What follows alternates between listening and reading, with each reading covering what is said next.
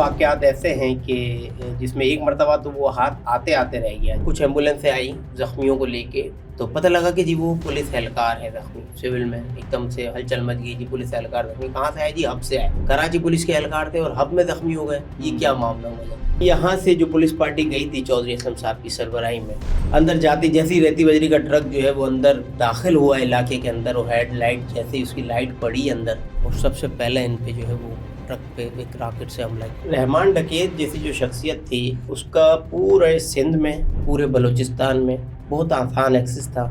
जैसे ही ये इत्तला इस्लामाबाद पहुंची तो उस वक्त आर्मी चीफ जो है परवेज़ मुशर्रफ साहब ने ये शाबाश भी दी।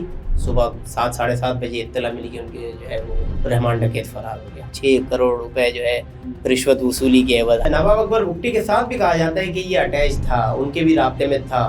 उस वक्त तो काफ़ी र्यूमर थी कि जी नवाब अकबर भुट्टी वाला वाक़या जो हुआ वो रहमान की निशानदेही पे ही हुआ, उसी ने सारी प्लांटेशन, उसने सारे जो है वो तफसीलात बताई। गिरफ्तारी तो हो गई, लियारी टास्क फोर्स खाली हो गई। 3 बार ये हाथ आए और निकल गए। चौथी अटेम्प्ट आखिरी जिसमें किस्मत ने रहमान डकैत का साथ नहीं दिया। देखिए, पुलिस को हमेशा जो सबसे ज़्यादा जो नुकसान पहुंचा है ना, वो अपनी काली भेड़ों से पहुंचा है।